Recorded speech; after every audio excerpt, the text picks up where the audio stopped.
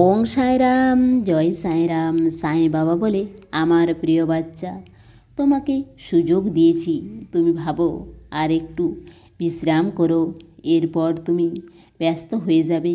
কিন্তু একটা কথা মনে রাখবে, ভাবতে আমি বলেছি, এর তাৎপর্য এটাই যে আমি আমার কথা ভাবতে বলেছি, আমার আর তোমার কথা ভাবতে বলেছি।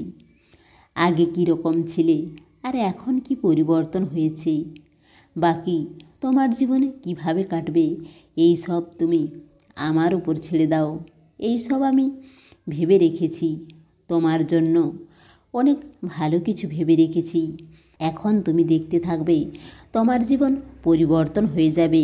কিছুদিনের মধ্যেই তুমি যা যা চাইতে সব কিছু একই সঙ্গে পেয়ে যাবে। প্রচুর মাত্রায় তোমাকে উৎসাহও দেব, যাতে তোমার কোনো পরিশ্রমও হবে না, আর জীবনে কখনো তুমি থামবেও না। অনেক দিন পর তোমার জীবনে খুশি আসতে চলেছে, সেই জন্য তুমি তৈরি হয়ে যাও। যদি তোমাকে অনেক হায়রান থেকে বাঁচিয়ে এখানো পর্যন্ত নিয়ে এসেছি, তো মনে রাখবে বিশেষ কোনো কারণেই নিয়ে এসেছি।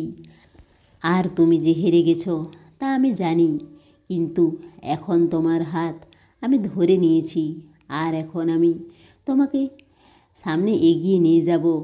সেই হেরে যাওয়ার ভাবনাকে অনেক তাড়াতাড়ি মন থেকে বের করে দাও, কিন্তু জিততে তো তোমাকে হবেই। আর আমি ঠিক করে নিয়েছি, আগামী জীবনে তোমার অনেক সুখময় হবে। যা ভবিষ্যতে খারাপ হওয়ার ছিল তা এখন আর খারাপ হবে না, এখন তোমার ভবিষ্যৎ উজ্জ্বল হবে। তুমি অনেক খুশিতে থাকবে, অনেক সুখে থাকবে। আমি সবসময় তোমাকে রক্ষা করব, তুমি চিন্তা করো না। কোনো হায়রান তোমার জীবনে আর আসবে না।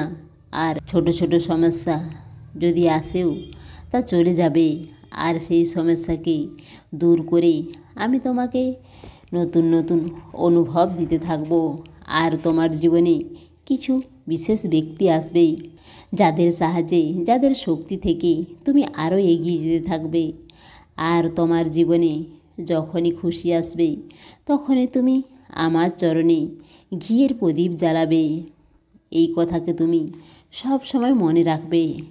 আর সেই দিন তুমি আমাকে জিজ্ঞেস করো না যে বাবা তোমার কি চাই, আগেই আমি তোমাকে বলে দিলাম আমার ঘিয়ের প্রদীপ চাই।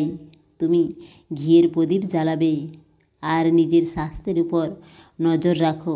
আর তুমি খুশি থাকো আমার বাচ্চা, ভালো থাকো। তোমার সাই বাবার প্রেম আর আশীর্বাদ সব সময় তোমার সঙ্গেই আছে। ভার তোমার দিয়ে দাও আমার উপর, মিথ্যা হবে না কখনো বচন মোর।